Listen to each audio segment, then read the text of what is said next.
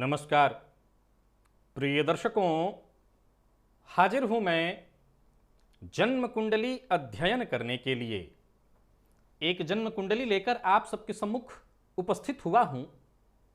ये जन्म कुंडली एक युवक की है। आइए हम सब मिलकर इस जन्म कुंडली का अध्ययन करेंगे।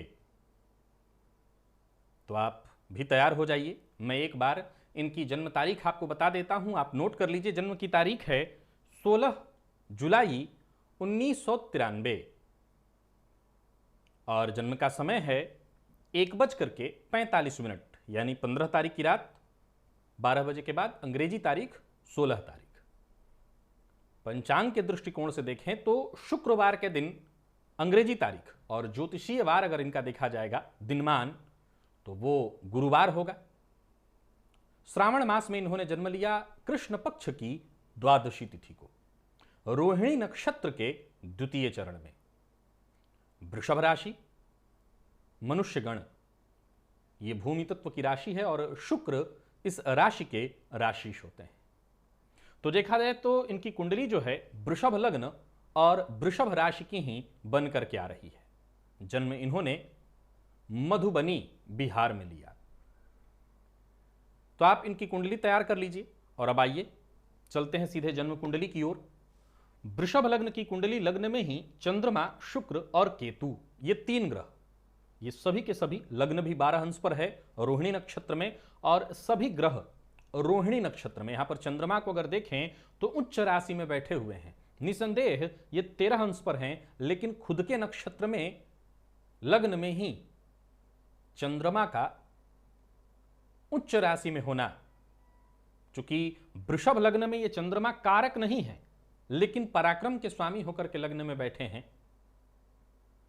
तो कुछ बातें अवश्य विचारणीय होंगी क्योंकि ये विरोधाभासी स्थिति उत्पन्न करने वाली हैं। उस पर हम चर्चा आगे करते हैं। अब वहीं देखा जाए तो सूर्य और बुध इनकी कुंडली में द्वितीय भाव में जाकर के बैठे हुए इनकी कुंडली में दिखाई पड़ रहे हैं। गुरु की स्थिति को देखिए, गुरु हस्त नक्षत्र में, यहां इनकी कुंडली में 13 अंश 48 कला पर, लेकिन पूर्णतः भावनाश करने वाली स्थिति में, क्योंकि इस लग्न में सर्वाधिक अकारक या सामान्य शब्दों में कहूं तो ये मारक होते हैं। तो वहीं राहु का सप्तम भाव में नीच राशि में होना और शनि का इनकी कुंडली में स्वगृही बैठ करके शश महापुरुष योग का निर्माण करना। अब इनकी कुंडली में दो महापुरुष योग आप देख रहे हैं, एक मालव्य और एक शश। शनिदेव को इस लग्न का सर्वाधिक योग कारक ग्रह माना जाएगा क्योंकि वो भाग्येश और दशमेश होकर के दशम भाव में महापुरुष योग का निर्माण कर रहे हैं। चलित की स्थिति को देखा जाए तो ये दो ग्रह सामने ही हैं, 29 अंश 33 कला पर सूर्य और 28 अंश 17 कला पर बुध।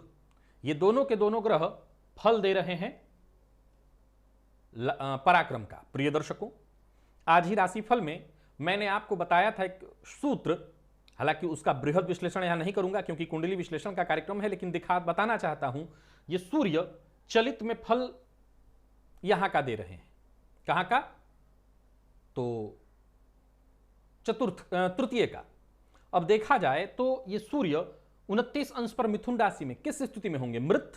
और अगर आगे भाव का फल दे रहे हैं तब भी अगली राशि की ओर ये बढ़ रहे हैं 29 30 और इसके बाद आगे 1 से शुरू होगा कर्क में, तो उस अवस्था में भी मृत अवस्था का ही फल होना, सो बेहद सूर्य का कमजोर प्रभाव और बुध की भी लगभग वही स्थिति। एक और ग्रह है जो चलित में अलग भाव का फल दे रहा है, वो मंगल। वो है तो जन्मांक में 19 पर, लेकिन भाव चलित जब आप देखते हैं तो वहां पर पंचम का फल दे रहे हैं। वही सूत्र मैंने कहा था कि कहता है, पुराने ग्रंथकार कहते हैं कि चाहे वो कितना भी अंश बल में बली क्यों न हो ग्रह, भाव चलित में अगर वो भाव संधि में आ गया है तो वो अपना प्रभाव खो देगा। आगे अब इनकी कुंडली को हम समझें उससे पूर्व इनके प्रश्नों को समझिए। तो मैं आपको बता दूं कि मात्र 11 वर्ष की इनकी जब अवस्था थी तभी इन्होंने अपने पिता को खो दिया। घर में भाई बहनों में सबसे बड़े हैं, सो इनके ऊपर जिम्मेवारी, शिक्षा कोई बहुत अच्छी नहीं हो सकी और उसका सीधा कारण यहां दिखाई पड़ रहा है। गुरु के बारे में जैसा मैंने बताया, अकेले पंचम भाव में इनका होना, पूरी तरह से इन्होंने इस भाव को ही निष्फल कर दिया है। इस भाव में इनका बिल्कुल प्रभाव ऐसा हुआ कि भाव नाश करने का इन्होंने काम किया, क्योंकि इस लग्न में सर्वाधिक अकारक हैं। आगे चल करके वो समस्या इनके और भी जीवन काल में कहीं ना कहीं आएगी ही आएगी। सूर्य की स्थिति को देखें तो सूर्य पिता के कारक हैं, मृत अवस्था में होना पिता के सुखों को उन्होंने खत्म कराया। अब इनके प्रश्नों की ओर चलिए, क्योंकि यहां इनके जो प्रश्न हैं उसी से इनकी पूरी कुंडली सामने आ जाएगी। इन्होंने पहला प्रश्न पूछा है, मेरा मन बहुत भटकता है और अशांत भी बहुत ज्यादा रहता है। पढ़ाई करके सरकारी नौकरी और उसमें भी उच्चतम पद लेना चाहता हूं, परंतु मन पढ़ाई में नहीं लगता। पढ़ने बैठता हूं तो तुरंत ही कोई दूसरा काम कर लूं, ऐसा मन में आ जाता है। बहुत ज्यादा विचारणीय तथ्य नहीं है। अगर आप ज्योतिष को समझना सीख रहे हैं या समझ रहे हैं तो आपको यह बात समझ में आ जाएगी। मैंने बताया था कि चंद्रमा उच्च के अंशों में बली हो तो और नीच का हो तो लगभग खेल एक जैसा ही वो करता है। अमावस्या का हो तो और पूर्णिमा का हो तो लगभग स्थिति एक जैसा ही वो उत्पन्न कर देता है, अर्थात मन का भटकाव। अब ये चंद्रमा इनकी जो कुंडली में है वो केतु के साथ शुक्र की राशि में उच्च खुद के नक्षत्र में, परंतु कहीं ना कहीं राहु के साथ उनका संबंध बन जाना, सीधी सी बात है कि वो मानसिक अशांति और परेशानी का प्रबल कारण बनेगा। और रही सही कसर राहु की महादशा ने पूर्ण कर दिया। इनको वर्तमान समय में राहु की महादशा चल रही है। मैंने बताया था कि अगर आपके लग्न में राहु कारक हैं, हालांकि इनकी कुंडली में नीच राशि में बैठे हैं, फिर भी अगर हम राहु को कारक ग्रह के रूप में देखें तब भी मैंने कहा था कि शिक्षा काल में राहु का आना शिक्षा पर सबसे बड़ा वज्रपात है।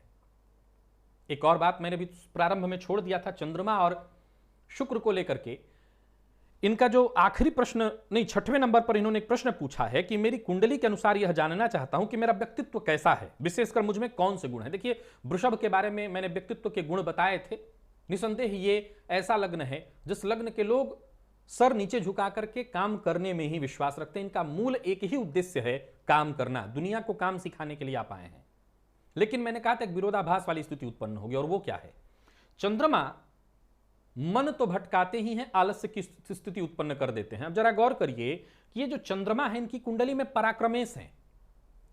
यहां समझना है ज्योतिष शास्त्र की गंभीर चर्चा। पराक्रमेश जो कि काम ही करता है पराक्रम का, लेकिन उस ग्रह का जो मूल स्वभाव है वो आलस्य है, वो भटकाव है। तो पराक्रमेश होने के बावजूद वो अपना मूल स्वभाव कभी नहीं त्यागेगा। तो जातक के ऊपर प्रभाव क्या पड़ेगा? जरा सोच के देखिए कि जातक के मूल व्यक्तित्व में मेहनत करना, हर काम को जी जान से करना, यह उसके मूल व्यक्तित्व की खूबी, उसका व्यक्तित्व है, यही उसकी यही मूल खूबी है कि हर काम को वो करने में बिलीव करता है। ऊपर से पराक्रमेश जाकर के लग्न में बैठ गए हैं, अर्थात सूत्र कहता है कि जातक खूब पराक्रमी हो, लेकिन वो पराक्रमेश चंद्रमा है और अपने आप में बेहद मजबूत, क्योंकि जन्म भी मध्यरात्रि के आसपास का है। वो चंद्रमा बेहद मजबूत है, गुरु की दृष्टि से दृष्ट होने से उसको दीर्घबल भी मिल रहा है। तो यहां क्या स्थिति उत्पन्न होगी? जातक की चाहत खूब होगी कि मैं ये भी कर लूं, वो भी कर लूं। महत्वाकांक्षाएं तो जैसे आसमान छूने वाली हैं, लेकिन करने नहीं देगा वो। लग्न का अपना प्रभाव है करना। तो सवाल उठता है कि क्या चंद्रमा इतने बली हो जाएंगे कि वो कुछ भी नहीं करने देंगे? नक्षत्र बल चंद्रमा को मिल रहा है, सो निसंदेह इतना तो बल उन्हें है ही कि वो नहीं करने देंगे, भटकाव उत्पन्न करेंगे। अब हमेशा याद रखिए कि 2-3 चीजों को मिलकर के ही पूरे व्यक्तित्व का निर्माण होता है। जैसे अगर इनके जीवन काल में सब कुछ एकदम सामान्य चल रहा होता, जो कि नहीं है, असामान्य है, बाल्यकाल में ही पिता का चले जाना, जिम्मेवारियां, ऊपर से गुरु का पूरी तरह से पीड़ित हो जाना, पूरी तरह से पीड़ित हुए हैं क्योंकि वो पंचम में होकर के भाव निष्फल कर रहे हैं वहां पर, तो वो ज्ञान के कारक हैं। विवेक तो है, दिमाग तो है, ज्ञान तो है, मेहनत भी करना चाहते हैं, वो खूबी भी है, लेकिन वो करने नहीं देगा क्योंकि चंद्रमा अपना काम, राहु अपना काम कर रहे हैं। राहु का काम ही क्या है? बुद्धियाविहीन। वो कोई भी लग्न हो, फर्क नहीं पड़ता। राहु अपना कारकत्व तो दिखाए, अलग बात, लेकिन राहु का अपना मूल स्वभाव नहीं जाएगा, वो है बुद्धियाविहीन, व्यक्ति के चित्त को भ्रमित करने वाला। सो ये कारण है कि इनकी शिक्षा बाधित हो रही है। ये कारण है कि ये चाह करके भी चाहेंगे, लेकिन अब सवाल उठता है कि शास्त्री जी या आप खुद जिनकी कुंडली है, केवल चाहत हो कि मैं उच्च पद पा लूं, तो क्या यह संभव है? उस पर भी अभी आएंगे। अगले प्रश्न की ओर चलते हैं। इनका अगला प्रश्न है, मैं सरकारी नौकरी के उच्चतम पद लेना चाहता हूं, क्या मैं ले पाऊंगा? क्या मेरी कुंडली ऐसी है, ऐसा योग है? देखिए, सरकारी नौकरी जीविकोपार्जन का कारक शनि 10वें भाव में बैठे हुए हैं, नौकरी तो दिलवा देंगे, लेकिन उच्चतम पद सूर्य को भी देखना होगा। सूर्य जो कि बेहद कमजोर और षडबल में सबसे कमजोर। षडबल में सबसे कमजोर गुरु के बाद सबसे कमजोर गुरु सबसे कमजोर पड़ रहे हैं। कारण बता चुका हूं, रात्रि का जन्म है इनका, तो गुरु का बल गया, सूर्य का बल गया, क्योंकि रात्रि का जन्म आ रहा है तो बल इनको नहीं मिल रहा है 6 प्रकार के बलों में से। फिर अगर देखें तो गुरु पर अगर शुभ ग्रह की दृष्टि आप देखें इनकी कुंडली में, तो किसी भी शुभ ग्रह की दृष्टि नहीं आ पा रही है, तो दृग्बल भी उनको नहीं मिल पा रहा है, तो सूर्य भी कमजोर और गुरु भी कमजोर है इनकी कुंडली में। तो उच्चतम पद, देखिए मैं 2 बातें जानता हूं, अगर आप लेने के लिए प्रयत्नशील हैं तो निसंदेह आप पुरुषार्थी हैं, पुरुष हैं, जरूर प्रयत्न करिए। हां, अगर आप ज्योतिषीय तर्क जानना, सुनना और समझना चाहते हैं तो मुश्किल है। कारण अभी आपको राहु की महादशा चल रही है, राहु में सूर्य का अंतर आने वाला है 2022 के अप्रैल से, और राहु समाप्त होने के बाद गुरु आ जाएंगे आपके जीवन काल में। आप जानते हैं कि गुरु इस लग्न में सर्वाधिक अकारक आपको कहा जाएगा, मार्केस की महादशा आपको शुरू हो गई। अब मैंने बताया था अपने कार्यक्रम में कि मार्केस की महादशा जीवन के मध्यावधि में आना जान लेने वाला नहीं होगा, ये स्वास्थ्य खराब कर देंगे, ये पेट खराब कर देंगे। वैसे भी आपकी कुंडली के दृष्टिकोण से देखें तो पेट की परेशानी आपको आजीवन रहने वाली है। खान पान में परेशानी, खाना ठीक से न पचना, तो पेट से संबंधित परेशानी गुरु दे ही रहे हैं, ये स्वास्थ्य में उतार चढ़ाव लाना लगातार शुरू कर देंगे। मार्केस में कोई बड़ी नौकरी हासिल कर लेना बड़ा मुश्किल है। तो मेरी राय अगर मानिए तो मैं 2 ही बातें कहूंगा, या तो आप किसी विषय में डिप्लोमा वगैरह कर लीजिए। वैसे तो मंगल चलित में यहां का फल दे रहे हैं, लेकिन शनि मंगल का आमने सामने का संबंध गुरु जातक के दिमाग में कहीं ना कहीं, ये एक तरह से ऐसा व्यक्तित्व उसका होता है, दिमाग इतना तेज होता है कि वो मैकेनिकल चीजों को बहुत तीव्र गति से समझता है। तो आप एक काम कर सकते हैं, किसी विषय में डिप्लोमा वगैरह लेकर के अपने परिवार को एक सही दिशा दीजिए, आगे बढ़िए लेकर के सबको।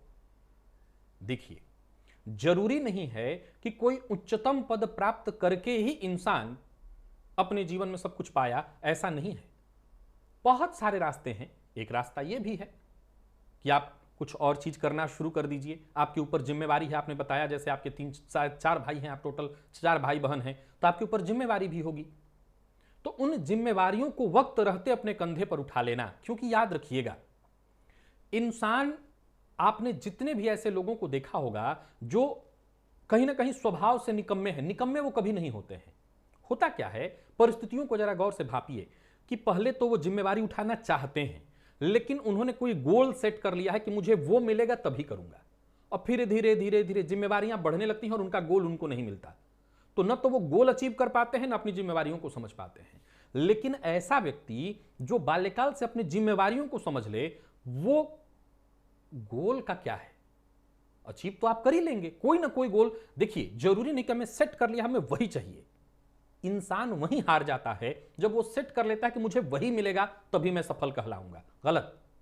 सफलता के मायने इतना छोटे नहीं, इतनी छोटे सफलता के मायने नहीं हो सकते। आप कोई भी काम शुरू करके अपनी जिम्मेवारियों को अभी के अभी उठा लीजिए, नहीं तो ये चंद्रमा ऑलरेडी अपना काम करना शुरू कर चुका है। और अब बारी आती है चलित चक्र के जिस सूत्र को मैं बताने जा रहा था, जिसमें अभी पूरी चर्चा आगे प्राच्य ज्योतिष पर मैं करूंगा, वो अलग विषय है, यहां पर लूंगा तो कुंडली छूट जाएगी। कि यहां सूर्य अगर देखें तो चलित में पराक्रम का फल दे रहे हैं। अब यहां सूर्य के चलित में पराक्रम का फल देने का अर्थ क्या होता है कि खूब इच्छा होगी आपकी, पराक्रम करना चाहेंगे आप, परिश्रम कर भी जाएंगे आप, लेकिन जो आत्मविश्वास के साथ परिश्रम किया जाता है वो कभी हो नहीं पाएगा, क्योंकि वो कमजोर पड़ गए हैं संधि की स्थिति को उनकी देखे तो। और वहीं चंद्रमा अपना काम करेंगे, खूब सोचने के लिए आपको विवश करेंगे, सपने में आप बड़े बड़े हवाई महल बना डालेंगे, लेकिन अगर यथार्थ में देखें धरातल पर 0। तो यह बदलना होगा, अभी से लगिए। अगला प्रश्न आपने पूछा है, मेरा घर जो पिताजी ने गिरवी रखा था क्या मैं छुड़ा पाऊंगा?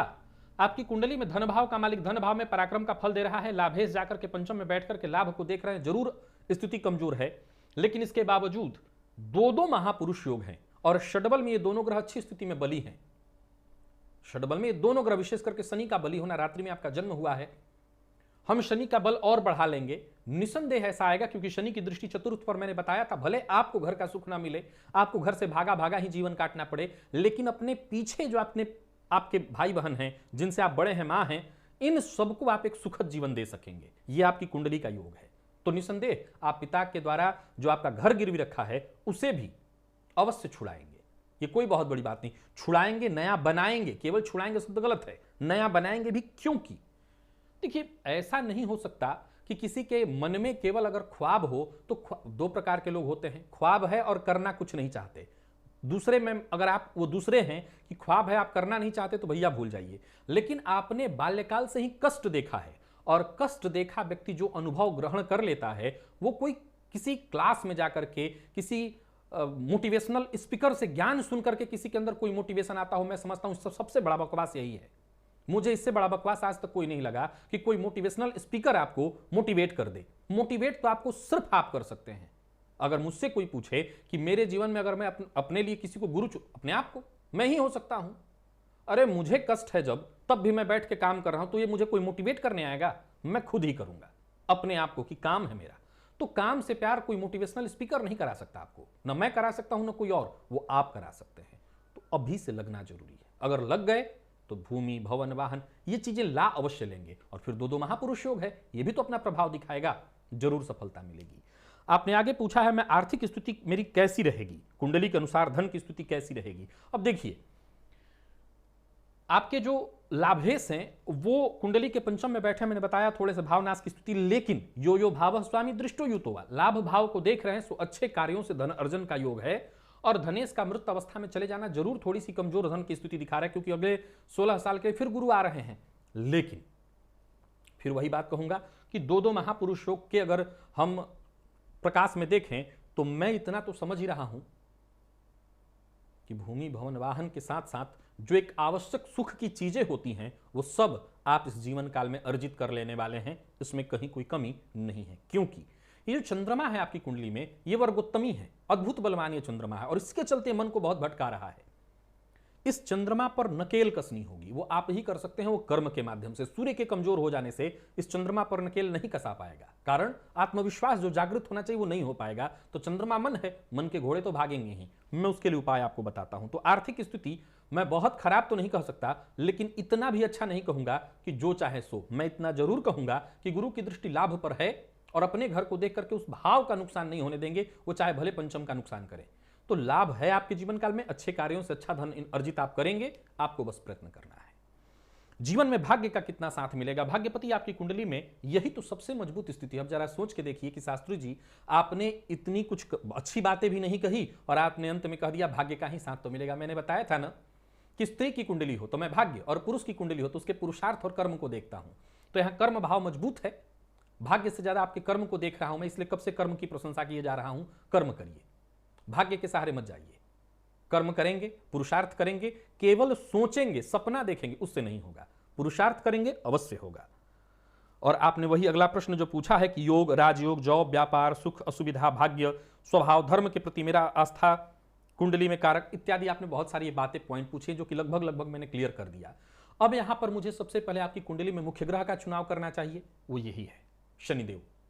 तो क्या सिद्ध हुआ शनिदेव के बलवान होने का मतलब? अगर मुख्य ग्रह मैंने इनको कहा तो मैं इनको बलि करूंगा, तो बलि करूंगा तो एक सूत्र आपको याद कर लेना है, जीवन भर होगा वही जो आप चाहते हैं, बस तब नहीं जब आज आप चाहते हैं। यानी जीवन काल में कोई भी चीज वक्त पर नहीं होने वाला है। दूसरा, शनिदेव को बलवान किया तो मैंने बताया था कि ज्योतिष शास्त्र में दो ऐसे ग्रह जिनको विच्छेदात्मक, शनि के साथ राहु, मंगल भी विच्छेदात्मक स्थिति में है, लेकिन मंगल को और शनि को मैंने बताया था कि मंगल को आमतौर पर उतना बुरा नहीं माना जाता, लेकिन अगर प्रभाव के अंत को, रिजल्ट के अंत को देखें तो मंगल ज्यादा बुरा ग्रह है शनि की अपेक्षा, क्योंकि मंगल जल्दबाजी में लाकर के इंसान को बर्बाद करता है और शनि व्यक्ति को संघर्ष कराकर के अंत में सोना बना देता है। तो सोना बनना चाहते हैं, इसी ग्रह को चुनिए, इस ग्रह को अपने आप से जोड़िए। एक ही इसका सिद्धांत है, घबराओ मत। हर ताला हो सकता है आखिरी चाबी से खुले, बट शॉर्टकट सोचने की जरूरत नहीं है कि हर आखिरी चाबी को पहली चाबी बना दें। आखिरी चाबी तक का इंतजार करिएगा, घबराइएगा मत। रही बात सुख सुविधा, भूमि भवन वाहन सब है। व्यापार शब्द जो आपने मुझसे पूछा है, यही मेरी समझ से आ रहा है कि मैं आपको सलाह दूं कि व्यापार, लेकिन समस्या क्या है कि ये बुध भी इस कुंडली में बेहद कमजोर मृत अवस्था में है। तो बुध के मृत होने के चलते मैं व्यापार में जाने के लिए कह भी दूं तो आप प्रबल संभावना नहीं है कि सफलता हासिल कर लेंगे। अतः आप सबसे पहले कोई काम करिए, नौकरी करिए। नौकरी करके अपने आप को इस लायक बनाइए कि आप अपने पूरे परिवार को संभाल सकें। 1993 का आपका जन्म है, एक एक दिन जो बीत रहा है वो असल में अब एक एक वर्ष है, एक एक दिन एक एक वर्ष। और एक एक वर्ष जो आपके जीवन के निकल रहे हैं अब नहीं लौटेंगे। तो आप सबसे पहले कोई काम करिए। व्यापार भी सोचा जा सकता है इस कुंडली में, ऐसा नहीं कि हम व्यापार नहीं सोचेंगे, क्योंकि शनि के पास बहुत अच्छा बल है। शुक्र के पास अगर अंश देखें तो 16 अंश पर शुक्र है, मध्य अवस्था का ये शुक्र है, निसंदेह बली है। और आपके स्वभाव में अगर देखें तो कहीं ना कहीं ऐश्वर्य की चाहत वाली झलक दिखाई पड़ जाएगी कि अच्छा चीज मुझे चाहिए, ब्रांडेड चाहिए। तो एक तो चाहिए, और एक चाहिए को पाने के लिए प्रयत्न करना, वही पर सब कुछ टिका हुआ है। प्रिय दर्शकों, अब आप लोगों से एक बात बताऊं, मैंने कार्यक्रम में कहा था कि कई बार देखने में आया कि कुंडली तो लाख अच्छी हो, परंतु महादशा बड़ी मायने रखती है। अब इस जातक की कुंडली को अगर देखें तो महादशा जो गुरु की आने वाली है वो कोई बहुत अच्छी नहीं कही जाएगी। लेकिन मैंने एक और सिद्धांत आपको बताया था कि जन्म कुंडली में शुक्र और गुरु दो ऐसे ग्रह हैं जो बुरी अवस्था में भी इतना बुरा नहीं करते जितना कि बाकी की ग्रह। अब गुरु कारक भाव में बैठे हैं, लेकिन पूरी तरह से इस भाव को निष्फल करने पर लगे हैं। अब ये भाव है क्या? वो भाव संतान का है, वो भाव ज्ञान का है, वो भाव शिक्षा का है। तो किसी भी व्यक्ति के जिंदगी में शिक्षा सबसे पहले बहुत मायने रखती है। आपकी बुद्धिमत्ता, आपका विवेक कितना जागृत है, वो यहां कमजोर हो रहा है। वक्त आने पर यह चीज आगे भी जब लागू होगी तो कहीं ना कहीं संतान सुख में दिक्कत आना, ज्ञान का जो सुख है वो इनको न मिल पाना, तो इन चीजों के चलते जीवन पीछे की तरफ भागेगा। अब हमें इसको यहीं पर रोकना होगा। तो मैंने दो मुख्य सिद्धांत इनकी कुंडली में तय किए कि आपके पास एक क्षमता तो है कि आप मेहनत करेंगे तो आपको मिल जाएगा। दूसरा, केवल आपकी कुंडली ये बात सिद्ध किए बैठी है कि आप सेक चिल्ली बन के रह जाएंगे, केवल कल्पनाएं करेंगे, बड़ी बड़ी सोचेंगे, फेंकेंगे भी कि ये हो जाए वो हो जाए। बात इससे नहीं बनेगी। इस कुंडली में सूर्य कमजोर पड़ गए हैं, सूर्य आत्मविश्वास है। तो आप सबसे पहले अपने आत्मविश्वास को जागृत करिए, आत्मविश्वास ले आइए। शनि को बल दिया जाएगा, क्योंकि शनि दशम भाव में, यहां पर देखा जाए तो कालपुरुष की कुंडली में शनि की राशि ही यहां पर पड़ती है। मेष लग्न की अगर कुंडली बनाते तो मकर राशि होती। तो शनि के पास यहां बल है, और षडबल में भी शनि सबसे बली है।